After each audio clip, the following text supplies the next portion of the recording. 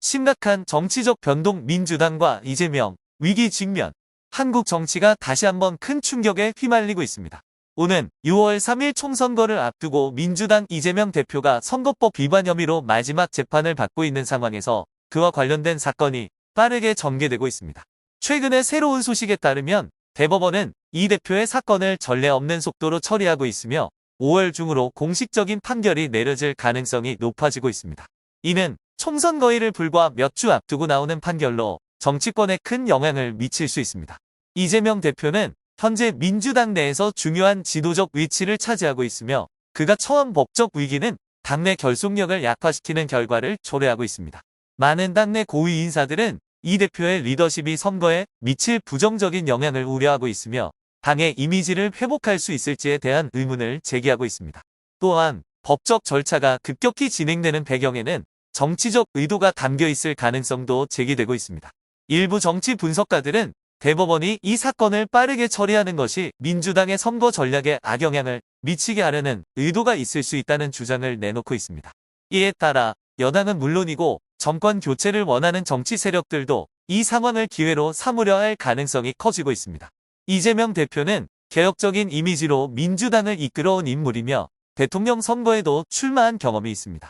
그러나 이번 사건은 그의 정치적 커리어에서 가장 큰 위기가 될 수 있습니다.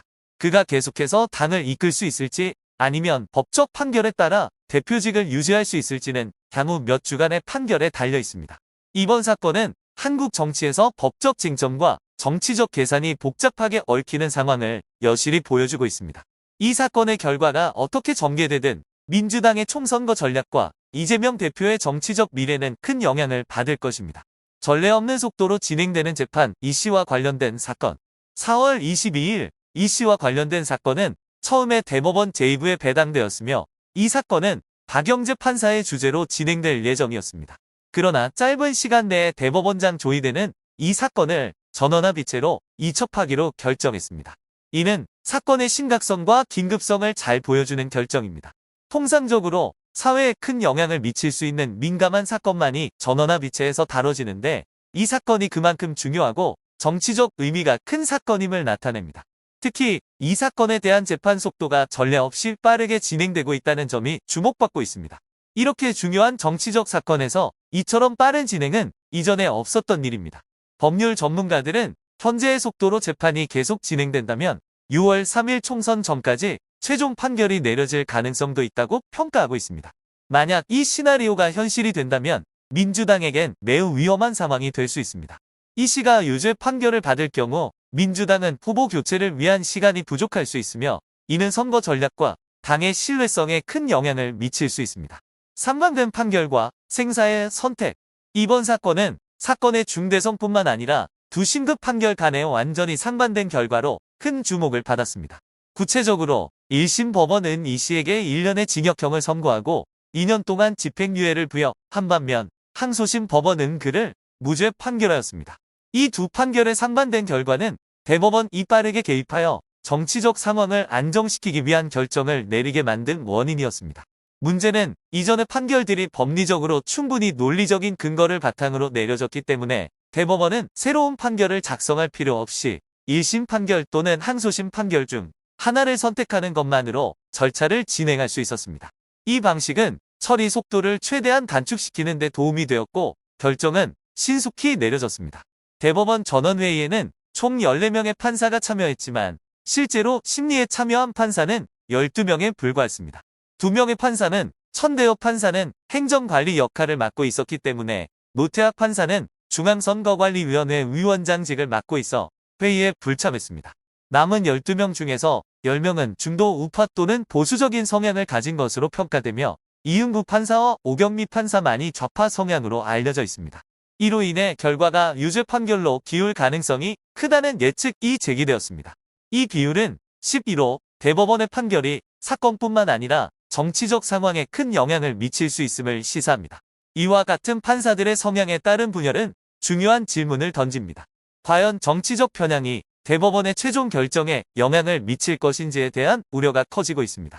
현재 상황에서 대법원의 판결은 이 씨의 운명뿐만 아니라 국가의 정치적 환경에도 큰 영향을 미칠 것입니다. 이재명 유죄 판결 시 후폭풍. 만약 대법원이 1심 판결을 확정하고 이재명에게 유죄를 선고한다면 한국 선거법에 따라 이재명은 후보자 자격을 박탈당하게 됩니다. 이 경우 만약 이재명이 당선되었더라도 그 선거 결과는 무효가 될 것입니다. 이는 단순히 법적인 충격을 넘어서 정치적으로 심각한 위기를 초래할 수 있으며 특히 민주당에게는 큰 정치적 혼란을 가져올 수 있습니다. 이재명이 유죄 판결을 받으면 민주당은 후보를 대체할 시간이 부족해 사실상 빈손으로 선거를 치를 위험에 처하게 됩니다.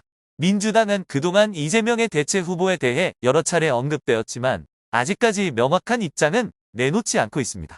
일부 내부 소식통에 따르면 민주당 내에서는 후보 교체 여부에 대해 심각한 논란이 벌어지고 있으며 일부는 이재명이 무죄 판결을 받을 것이라는 기대감을 가지고 있지만 다른 일부는 후보 교체가 불가피하다고 주장하고 있습니다. 한편 보수 언론과 정치 분석가들은 이재명을 계속해서 후보로 내세우는 것은 위험한 정치적 도박이라고 경고하고 있습니다. 그들은 이재명이 유죄 판결을 받을 경우 민주당이 정치적 대가를 치르게 될 것이라고 우려하고 있습니다. 이들은 이재명에 대한 신뢰를 계속 유지하는 것이 민주당의 이미지와 지지율에 심각한 타격을 줄 수 있다고 보고 있습니다. 현재 상황은 민주당에게 어려운 선택을 강요하고 있습니다. 이재명을 계속해서 후보로 내세울지 아니면 대체 후보를 내세울지에 대한 결정을 내려야 하는 상황에서 민주당은 갈림길에 서 있습니다.